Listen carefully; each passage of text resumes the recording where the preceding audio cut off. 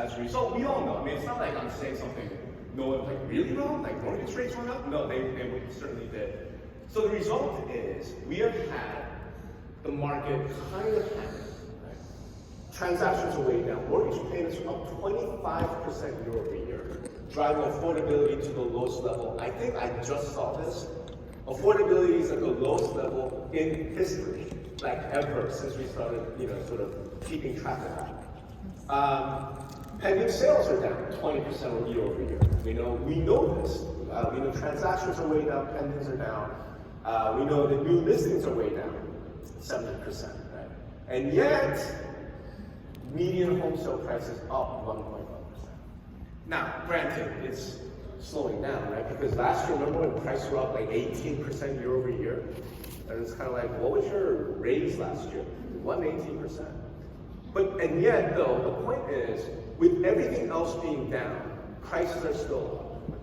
This is the weirdest crash I think we have ever seen.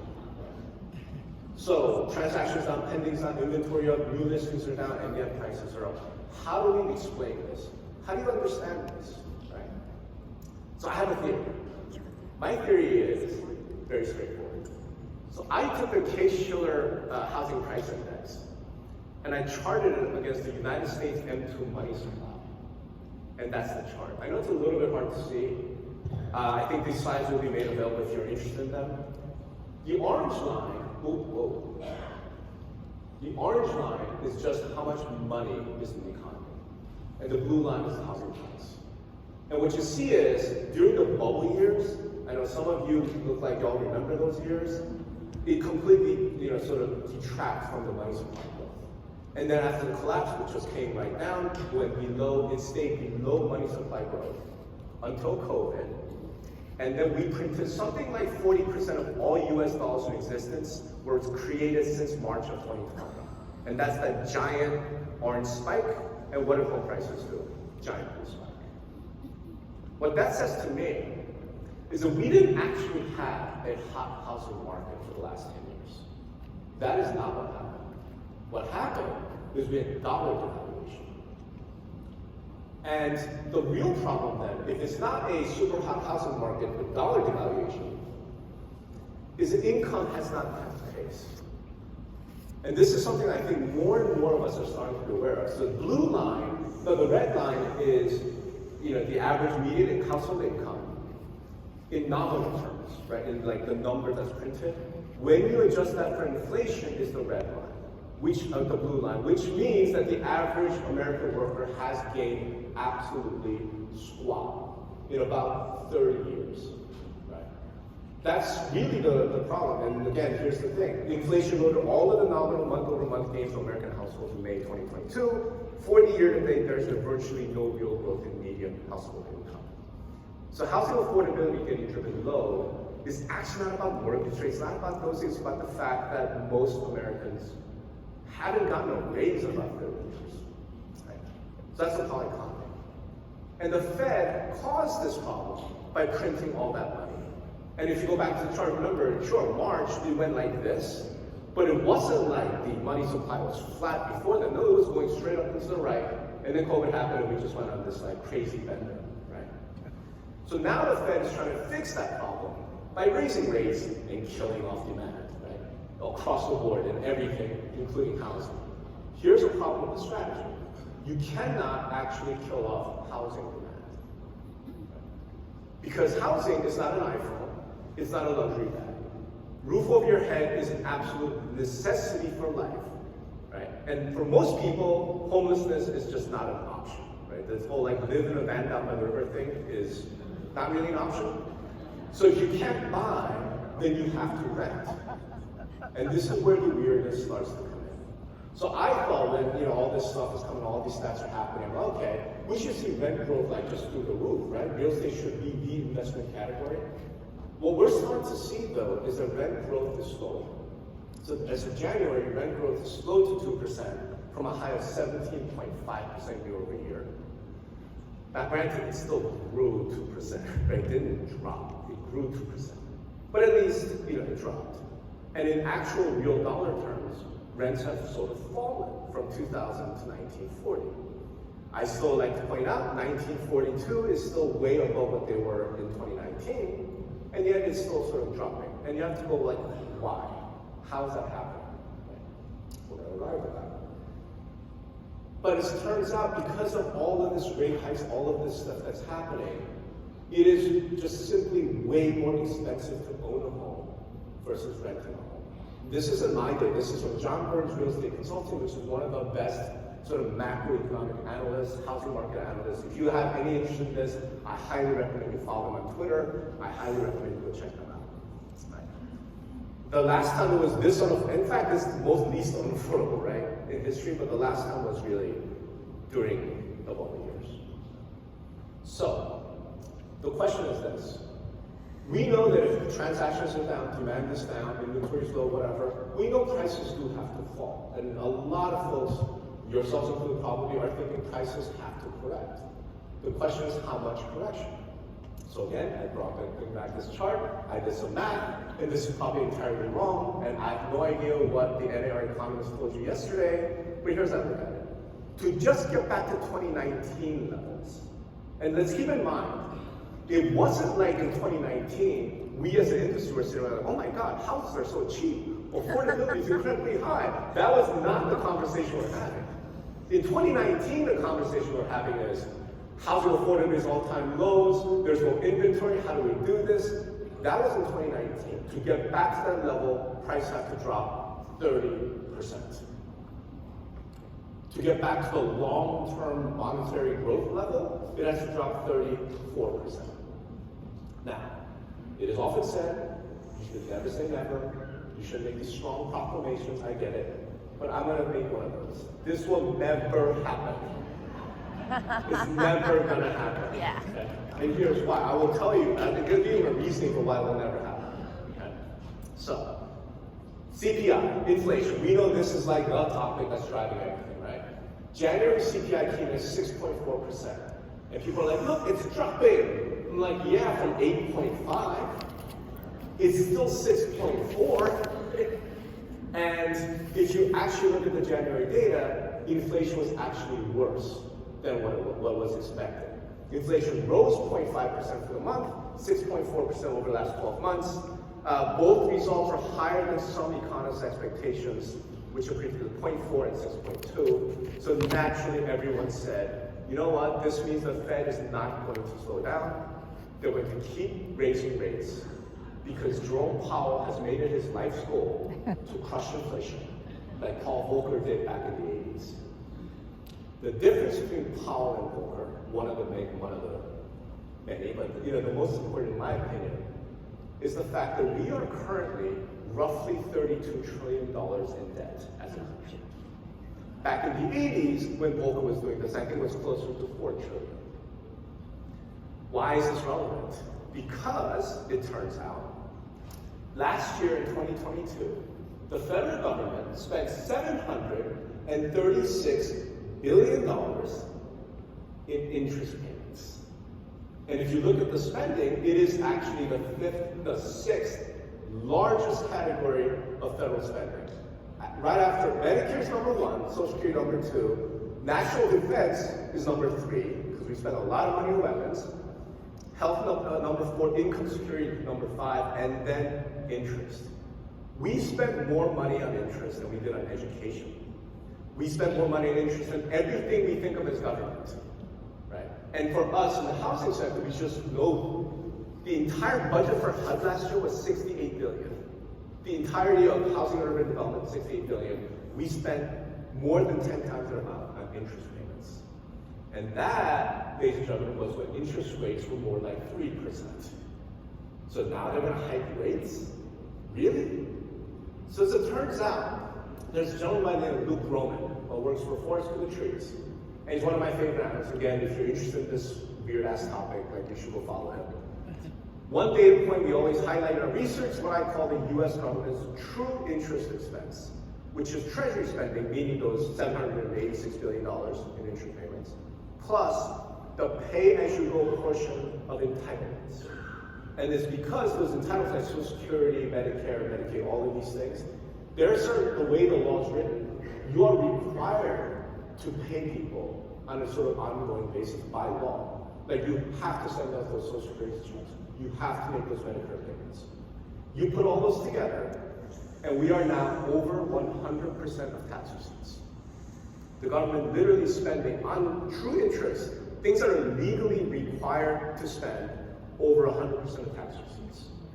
Which means you have to borrow. You don't have a choice. You must borrow. So, the consequence of that is, Jerome Powell and the Fed is caught between a rock and a hard place. We will either have inflation, or we will have the United States government declaring bankruptcy. And I think it's pretty safe to say that the US is not going to be like, we're back and we're out of money. So, maybe, this time it really might be different. Take famous last words. So, it's pretty dark, I know, which is why I always want to include something like this. All right. Horseman number 2. Demographics, the slowest developing, most obvious crisis ever.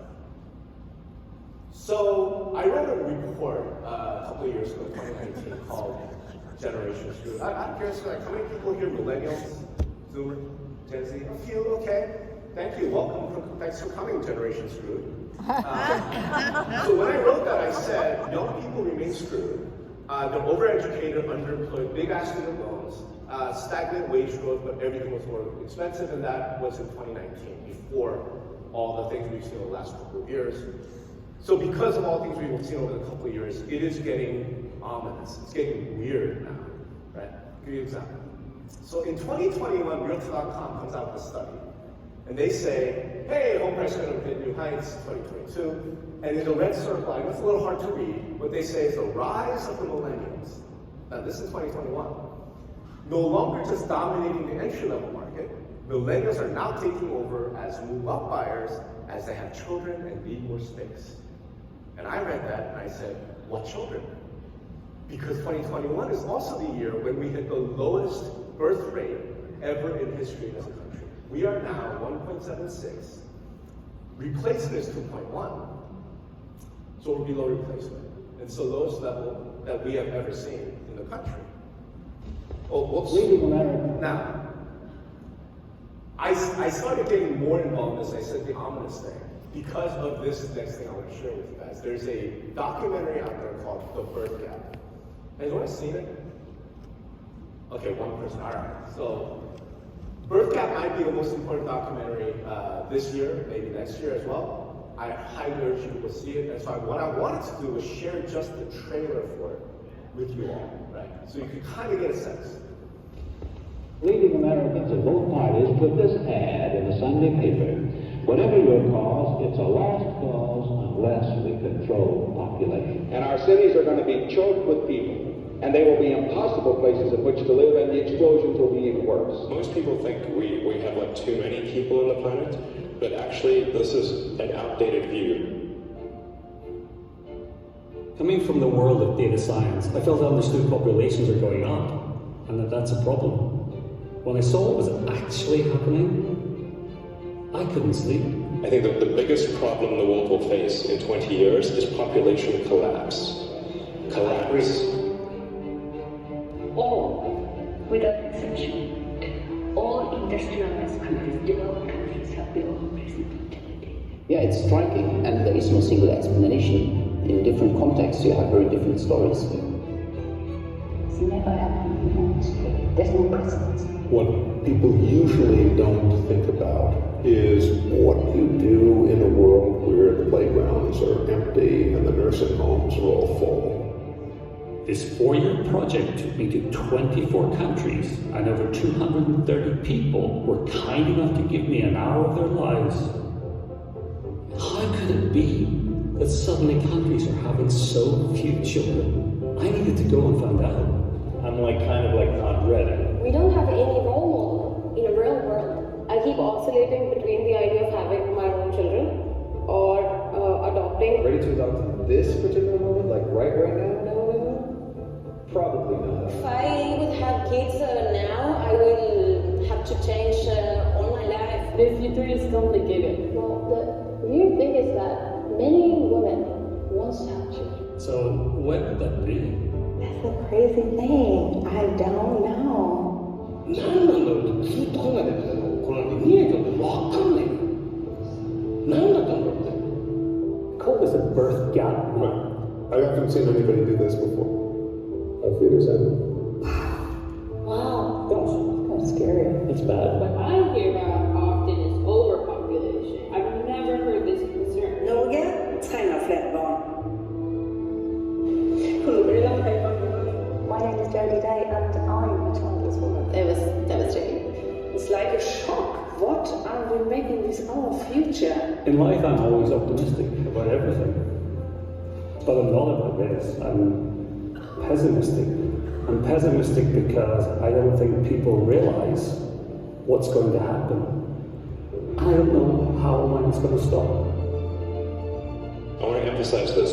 The biggest issue in 20 years will be population collapse. So that's birth gap. Part 1 is available for free on YouTube. I think it's worth watching. Now, why am I bringing up that in a real estate conference? One of the things that you heard was that we don't really know why. There are all these different reasons. Let me offer one reason why it's happening to you. Okay. This is the United States population pyramid. You know, we talked about 1.76. So I know it's a little hard to see color-wise. Red are the millennials. And here's the thing, millennials are not kids anymore. Older millennials are in their 40s, right? Who's that guy from Home Alone? He freaked everyone out. Like Macaulay Culkin? Macaulay Culkin's 40. It was like, oh my God. Gen Z are, they're younger. There's between 10 and 14, all the way up to about the early 30s, right? So those two groups, and there's obviously overlap. The green is the prime childbearing years. Think of what we just talked about in terms of housing becoming unaffordable, about wage growth being stagnant, and prices just going absolutely through the roof because of monetary policy. These are the people who are the most affected. They're the most screwed. They're the ones who cannot afford to buy houses, and they're having an increasingly difficult time affording rent. And the home ownership rate by generation is fascinating. Millennials are in their 40s, and they're still below 15% home ownership. This is one of these things I'm like, I don't know why every real estate conference should at least be touched on this topic. Millennial home ownership rate is below 50%. When we Gen Xers were in our 40s, it was well over 60%. Right? And this every other generation. Okay? And this partially answers that mystery, right? Where I'm like, wait, if it's possible to buy a home and Van Dam River is not an option, you have to rent. How are rent prices dropping? What's happening? Why are rents falling? Why are landlords talking about we need to do maybe some incentives or do whatever? So turns out there's an actual answer for it. This is from 8 News.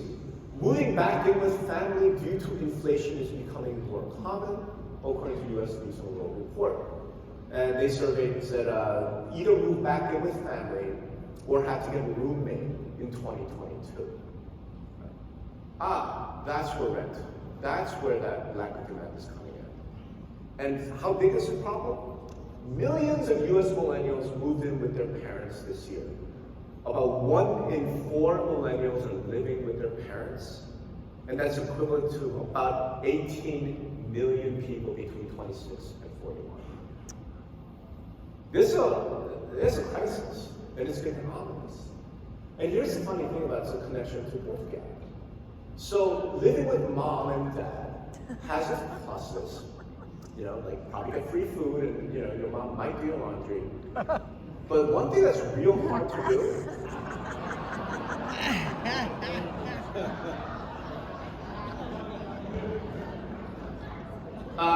and we know this because of countries like South Korea, Japan, China, where housing is absolutely through the roof.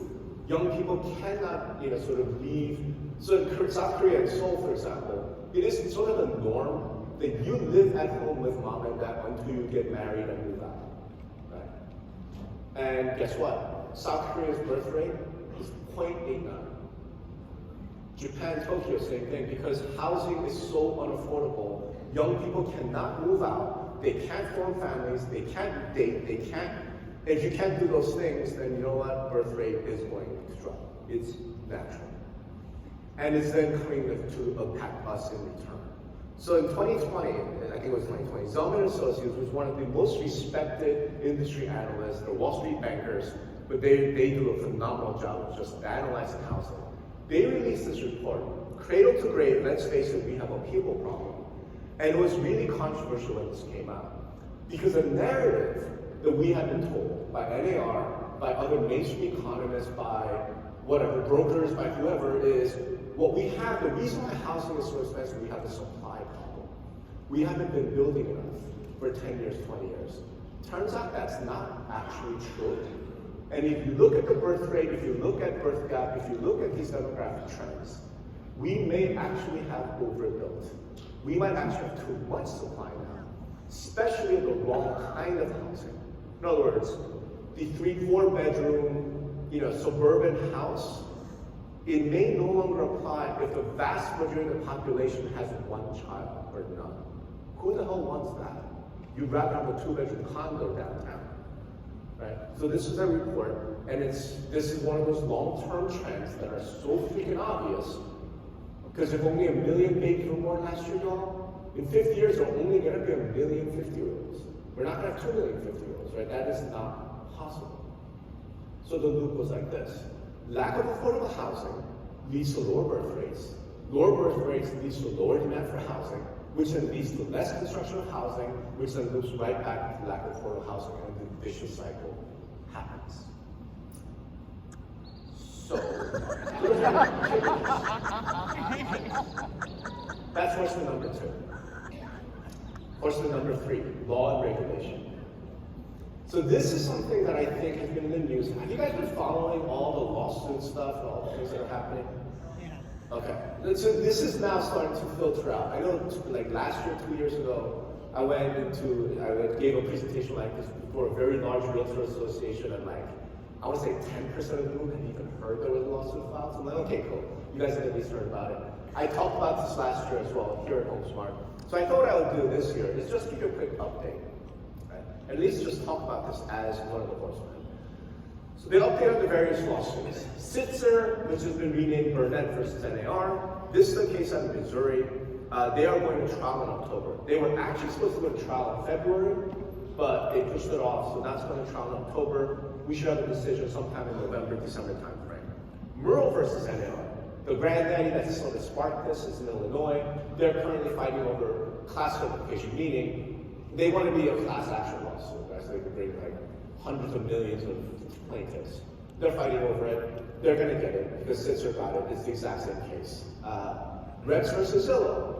I bet y'all thought Rex was dead, right? They're not dead. They're just in hibernation because they have a lawsuit going. That's going to trial in June. And if they win, they're looking at $1 billion in judgment, something along those lines. PLS versus NAR. This is a popular listing service versus NAR. This has to do with the clear cooperation policy. They sued, they got dismissed. It seemed like a slam dunk win. Ninth Circuit, out of nowhere, said, no, well, we're going to reverse that. So NAR went to Supreme Court, said Ninth Circuit made an error. Please do this, and Supreme Court basically denied search, saying, yeah, we don't want to hear it. Right. So back to trial it goes. That case now is live and ongoing. And then, of course, we have NAR versus the United States, which some of you have heard recently, NAR won this victory in court and said the DOJ overstepped its bounds and did not live up to the contractual agreements. I wrote a couple posts on this. My take is real simple. It's going to get appealed. It's sure to get appealed. And on appeal, chances are that we're going to lose. And we can get into some of the details of why. That's what's happening. But that last piece is, keep that one in mind.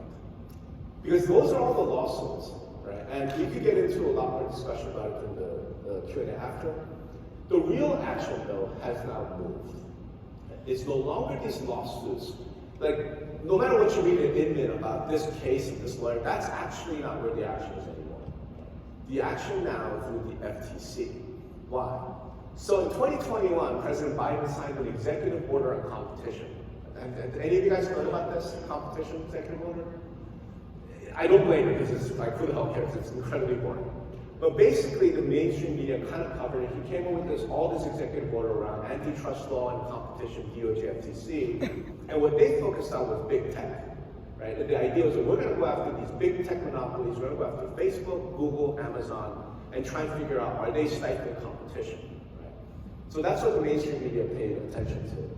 I read the report. I read the executive order because I was curious what it said, because I knew about DOJ and AR. In section 5H of the executive order, we find this, where the FTC is ordered by the President of the United States to pass some regulations to deal with unfair tying practices or exclusionary practices in the brokerage or listing of real estate. This is not a request. This is not a suggestion. This is an order. This is not coming from some senators who are concerned about real estate brokerage. This is coming from the President. The FTC has no choice but to obey. So they are going to promulgate regulations. This is just a matter of time. We know they're working on it. And in that context, so let me explain why that's actually a bigger thing. Why regulation is a bigger threat. With lawsuits, it just takes time, right? And we've already taken time. Let's say that Sitzer case that's going to go to trial in October. We get a decision by November, December. We know that whoever loses, they're going to appeal.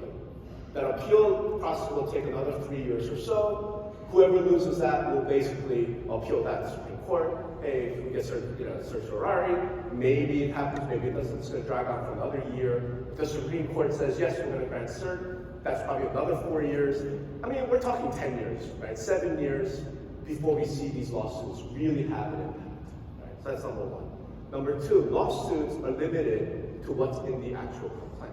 So if the Department of Justice comes along and says, hey, we're suing you because of your clear cooperation policy, then that's the issue. You can't go beyond that, right?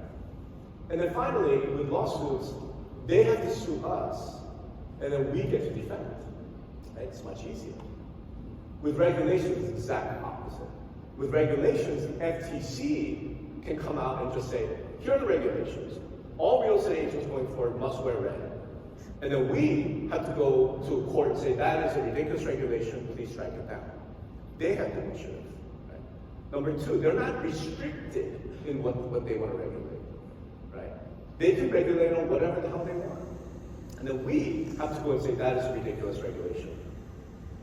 So it just makes it much more difficult, right? Especially when you go against the federal government.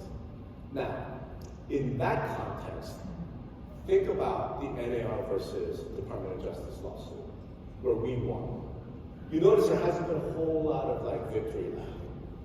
And it's because, yes, the Department of Justice, the FTC, they're federal regulators, but they're human beings. And I happen to know that they hold grudges. Because I went to law school with a bunch of them. And the United States is more used to, when they come in and tell a company or industry, we want you to do this, the response is, how high? Yes, sir, may I have another? Not, we're going to fight you. So when you think about the fact that the DOJ and the FTC, they talk together all the time, they're essentially two sides of the same antitrust regulatory coin, how do you think that ends?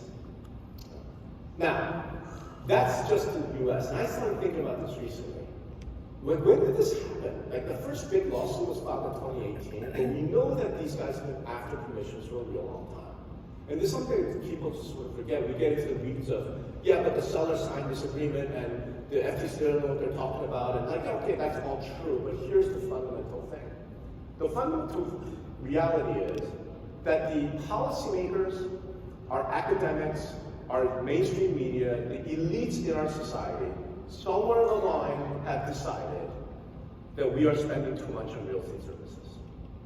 How we get there, they don't care about. What they're saying is in the UK, in Australia, France, Germany, in the rest of the developed countries, they spend somewhere between 1.5% to 2%, right, of the price for real estate services as commission. We spend 5 or 6, right? So I'm saying, look, it could be through litigation, it could be through regulation. What the elites of our society want is to drive commissions down to about 2%. And I said, okay, that all started right around 2017, 2018. And then last year, we had this big thing about World Economic Forum, right?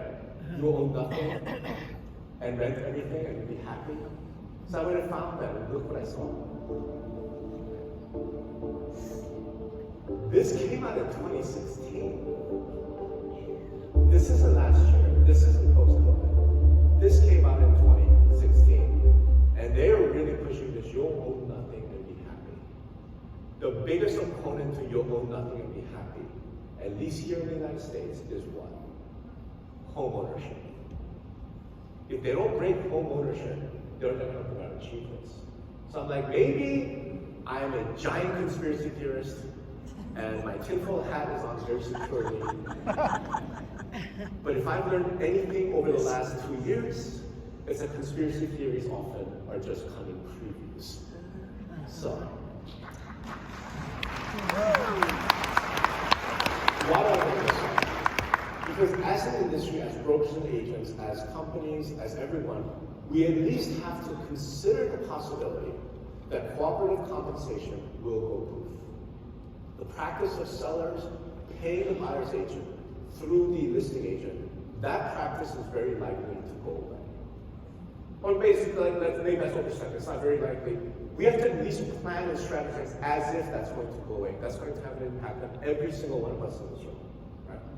It's not about whether you like it or not, this is something we just have to consider. So, get happy. All right.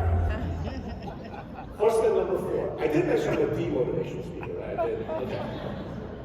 Horseman number 4, technology, the promise and threat of AI.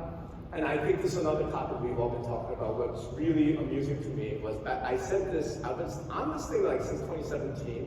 It's been a pet peeve, my pet project, like, hey, sex dolls. But anyway, back in 2017, what I'd like to point out was this.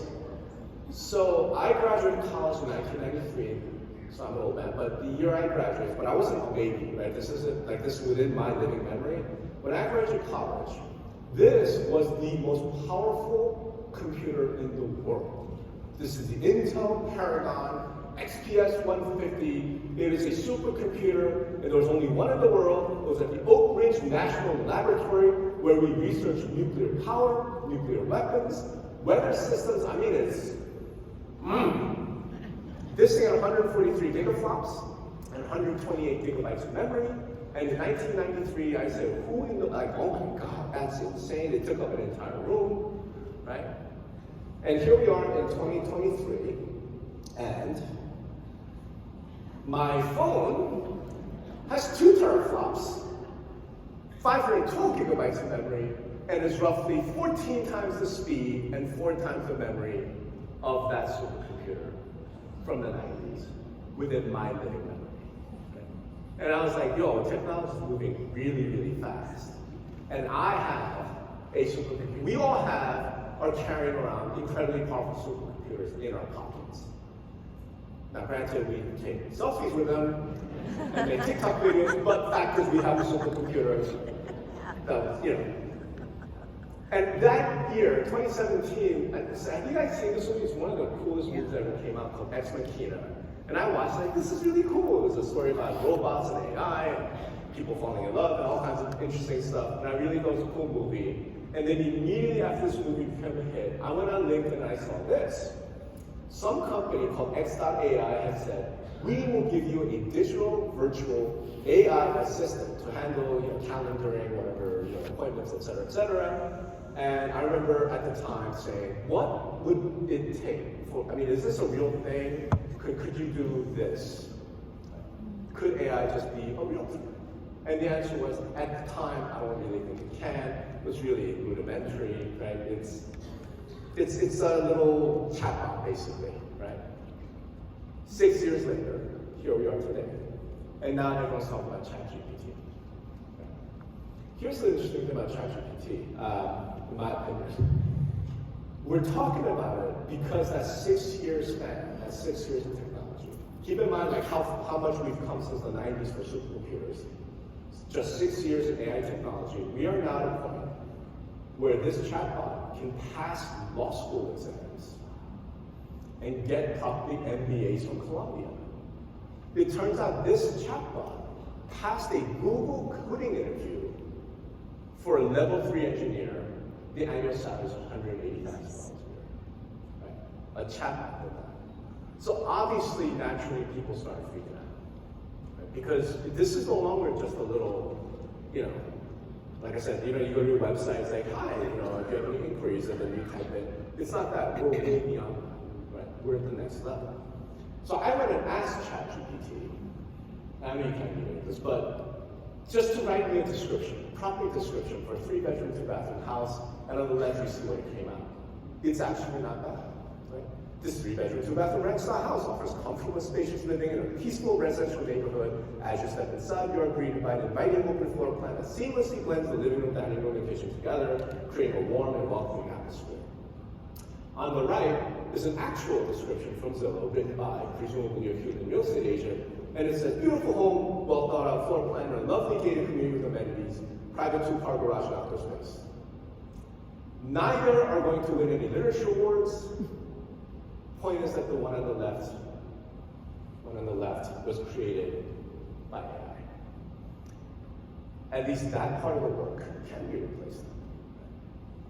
It turns out it's not just text, it's not just ChatGPT.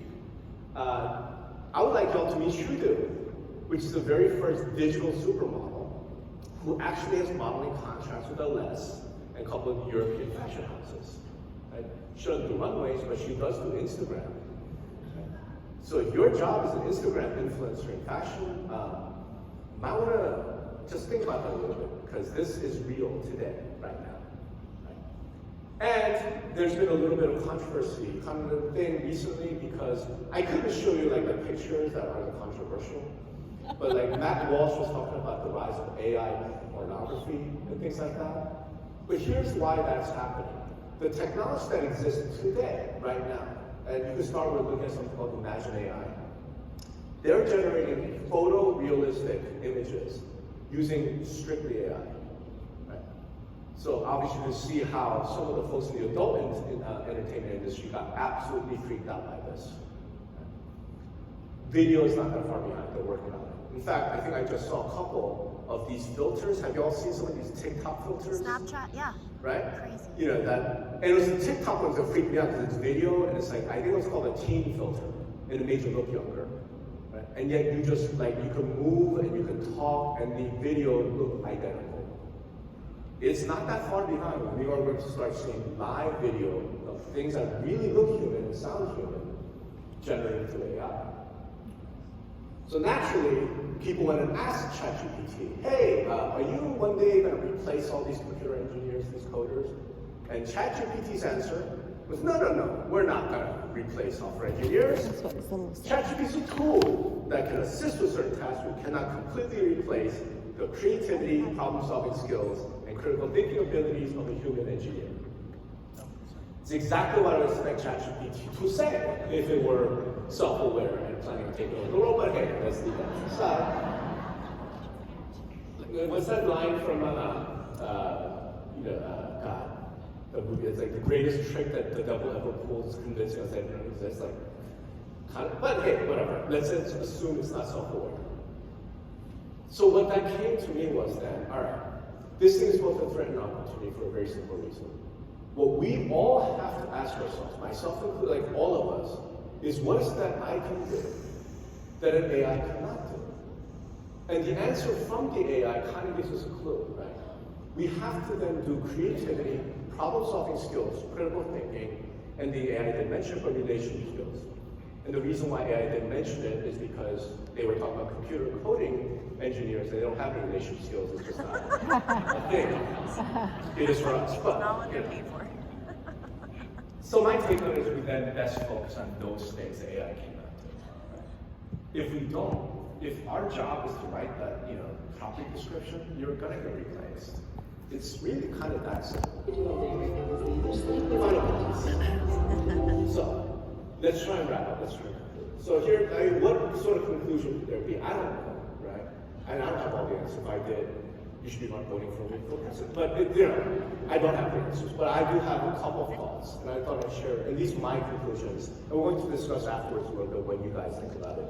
I do think that it's preparation, prepare, learn, adapt, and innovate in order to thrive.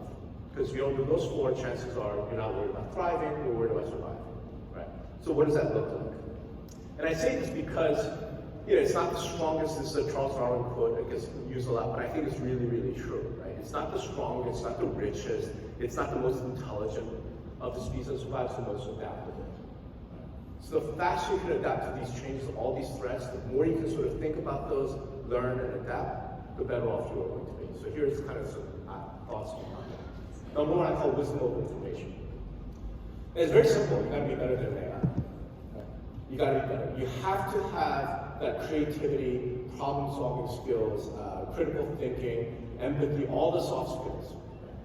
Here's what I will say, in the real estate industry, my experience is especially if you are sitting in this room, all of you are probably pretty damn good at these soft skills. You're probably really good at the empathy, you're good at the relationship management, you're good at those things. Right? Keep up with that, because AI can't do that real well. But now it's time to add the critical thinking, the creativity, and the problem solving. Those are things that AI cannot do real well right now. One day, AI can and will have all of the data. Right? This notion that, well, I have the MLS and I have the MLS data, the AI is not going to have it, it's just a matter of time. Right? What they can't have, what you have to have then, is interpretation of the data. Because AI is not real good at interpretation. Like, okay, so I know that in the subdivision there are 700 houses and 12 of them have storm drains that were installed by this plumber in 3 years ago. AI will have that data. The question is, okay, what does that mean for me? What can you as a human being tell me, like, why should I care about that? What's the interpretation of data? So if you can do that, then this AI thing, this technology is a powerful tool, right? Let it do all the stuff that it can do, because you don't want to do those, it's drudgery. And then you do all the things that the AI cannot do. So, wisdom over information. Number two, like a lawyer. I came up with this because for really as long as I've been in the industry, there's been this subtext, right? Like, look, we realtors, like, we're professionals. We should be treated like professionals, like doctors and lawyers. You know, how many times you hear, like, doing a physical is like doing liver surgery on yourself, right? We're professionals, cool. You know what? We're about to get paid like professionals. Because buyer commissions are likely going to improve. Or again, you have to at least prepare it as if it is. I think sellers will still pay a commission because the interests are aligned. Like, the higher the price of my house, more you make, so I want to incentivize you to get the most money for my house. It doesn't actually make sense for a buyer to pay their agent a commission, right? Like, you make more money I pay, like, that doesn't actually make sense. So I think what's going to happen is that buyers will start paying, like, by the hour, maybe for the project, like, hey, you're going to represent me to buy this house, I'll pay you $5,000, whatever it is. Or some hybrid blend, right? I'll pay $5,000 for every $10,000 below asking price, you get a bonus. Something, right? It just won't be a commission. Which then means, to represent buyers, you are going to be paid like a lawyer, by the hour or for the project. Which means you have to start providing detailed billing statements.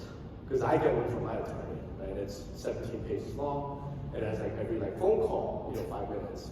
$300 a month, send you a fax, $150, but we're gonna have to do that. And I think once we start doing that, that's actually a really good thing. Because one of the biggest problems of all of the brokers of our industry, like all of you face, quite frankly, is that your clients don't really know what you do. They don't really know what you do to make the money that you do. Start providing this detailed statement, and now we're going to learn, oh my God, you really spent 14 hours negotiating on behalf of 2 crazy-ass buyers? Like, great, here's, I think it's going to be good. Consumers will finally start to know what you do for them. And then 3, property management. I mentioned this in the 2022 thing. To me, property management, at least thinking about it, connecting with it, this is a must, because Renter Nation is coming, whether we like it or not.